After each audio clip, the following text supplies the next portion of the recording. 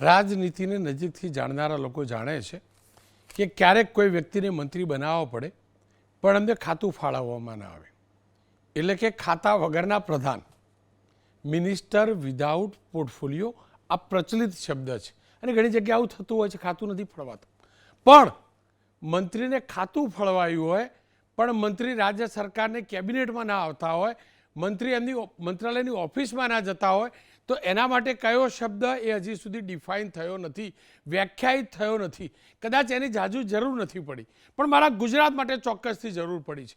આપ દ્રશ્યોમાં જોઈ શકો છો, એ મારા ગુજરાતના પંચાયત રાજ્યમંત્રી શ્રીમાન બચુભાઈ ખાબડ સાહેબ છે. પંચાયત રાજ્યમંત્રી શ્રી હેલ્ધી છે, કોઈ સમસ્યા નથી, કોઈ તકલીફ નથી, પણ એમના કાર્યાલયમાં અને કેબિનેટની બેઠકમાં છેલ્લા ઘણા સમયથી હાજર રહેતા નથી, ગેરહાજર રહે છે.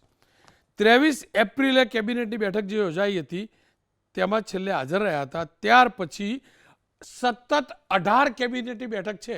કેબિનેટની બેઠકનો મતલબ મુખ્યમંત્રીની અધ્યક્ષતામાં મળતી એ બેઠક જેમાં મંત્રીમંડળના તમામ સભ્યો હોય અને જે તે વિભાગના ઉચ્ચ અધિકારીઓ હોય, જ્યાં આખી સરકારની પોલિસી નક્કી થાય, કાર્યો થયેલા હોય એનું વિશ્લેષણ નક્કી થાય, પ્રોજેક્ટની ચર્ચા થાય. હવે પંચાયત રાજ્યમંત્રીની ઉપર આવે પંચાયત વિભાગના કેબિનેટ મિનિસ્ટર, પણ કેબિનેટ મિનિસ્ટર કોઈ છે નહીં, સીધા મુખ્યમંત્રી પાસે પંચાયત વિભાગ છે. હવે પંચાયત રાજ્યમંત્રી 18 કેબિનેટની બેઠકમાં હાજર રહેતા નથી. હવે પંચાયતનું કામ કેવી રીતે થતું હશે, પંચાયત વિભાગના નિર્ણયો કેવી રીતે થતા હશે, આ પણ તો સવાલ છે. કારણ એટલું છે કે બચુભાઈ ખાબડ સાહેબ પંચાયત રાજ્યમંત્રી છે અને એમના જ વિભાગ અંતર્ગત જે યોજના છે મનરેગા, એ યોજનામાં એમના 2 સુપુત્રોના નામ જોડાયા ભ્રષ્ટાચારની અંદર. એમની ધરપકડ પણ થઈ બંને પુત્રોની, હવે જામીન ઉપર પણ છોડવામાં આવ્યા છે.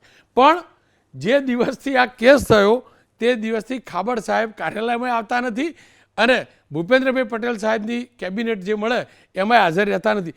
1-2 દિવસ 1-2-4 કેબિનેટ તો બરાબર, 18 કેબિનેટ થઈ ગઈ, પણ કોઈ પૂછવાવાળું જ નથી કે મંત્રી સાહેબ છે ક્યાં, કેમ નથી આવતા કેબિનેટમાં. વિસ્તારમાં ચકાસણી કરાવી રિપોર્ટર જોડે તો કે સાહેબને બીજી કોઈ તકલીફ નથી, તો પછી કેમ આવતા નથી સાહેબ? કેટલી ફાઇલોનો ઢગલો થઈ ગયો હશે. પૂછવું જોઈએ સરકારને, બોલવું જોઈએ. અને એટલે જ આજે રાજ્ય કેબિનેટની બેઠકના બ્રીફિંગની અંદર એબીપી અસ્મિતા સંવાદદાતા હિરેન રાજગુરુએ આ સવાલ પૂછ્યો સરકારના પ્રવક્તા મંત્રીને. જોકે કેબિનેટના મુખ્યમંત્રી હોય છે, પણ સરકાર વતી બ્રીફિંગ પ્રવક્તા મંત્રી કરતા હોય છે. ત્યારે હિરેન રાજગુરુએ જે સવાલ પૂછ્યો અને પ્રવક્તા મંત્રીશ્રીનો જે જવાબ આવ્યો એ જોઈ લઈએ. ઋષિકેશભાઈ, 126 દિવસ જેટલો એટલે 4 મહિનાનો સમયગાળો થયો. મંત્રી બચુભાઈ ખાબડ ના તો મંત્રાલયમાં આવે છે ના તો ગાંધીનગરમાં આવે છે. સરકારનું કોઈ સ્ટેન્ડ ખરું? એક પ્રશ્ન. બીજો પ્રશ્ન એ કે ચોમાસું સત્ર દરમિયાન એમના વિભાગોના જવાબ આપવા માટે પણ અન્ય મંત્રીને કહેવામાં આવ્યું છે. કારણ શું? કેબિનેટ મંત્રી તરીકે આદરણીય ભૂપેન્દ્રભાઈ પટેલ છે, એટલે એમનો કાર્યભાર ગમે તે મંત્રીને સોંપી શકે છે. સાહેબ આપ પ્રવક્તા મંત્રી છો, સરકાર વતી આપ જ બ્રીફ કરો છો મીડિયાને, એટલા માટે આપને આ સવાલ છે કે શું કારણ છે? કેમ કે બીમાર નથી, સ્થાનિક કાર્યક્રમોમાં જઈ રહ્યા છે, એમના પરિવારમાંથી કોઈ બીમાર નથી, તો કારણ શું?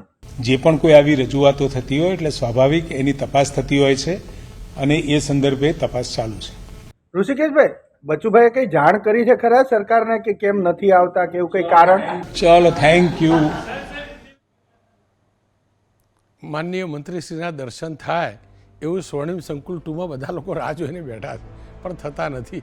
એમનો વિભાગ મુખ્યમંત્રી પાસે રોજ થોડા જાય, મુખ્યમંત્રી પાસે કેબિનેટ મિનિસ્ટ્રી છે, પણ નાની મોટી ફાઇલો આખી પ્રોસેસ તો પંચાયત રાજમંત્રીશ્રી કરે ને. અપેક્ષા રાખું, સત્વરે નિર્ણય લેવાય. વિલિંગનેસ જરૂરી છે, ઈચ્છાશક્તિ જરૂરી છે. જો બચુભાઈ ખાબડ દોષિત છે એમના દીકરાઓ સાથે, એક કૌભાંડમાં મોકલવા જોઈએ, અને જો દોષિત નથી તો એમને જવાબદારી સોંપવી જોઈએ. અને એ પણ નથી સોંપવી, તપાસ તટસ્થ થાય માટે તો બીજા કોઈ મંત્રીને મંત્રાલય આપવું જોઈએ. આપણે તો એક નાગરિક છીએ, મુખ્યમંત્રીનો અબાધિત અધિકાર છે, પણ બોલવાનો અને પૂછવાનો અધિકાર નાગરિકનો તો છે ને, અને હું તો સર્જાયો જ છું એના માટે.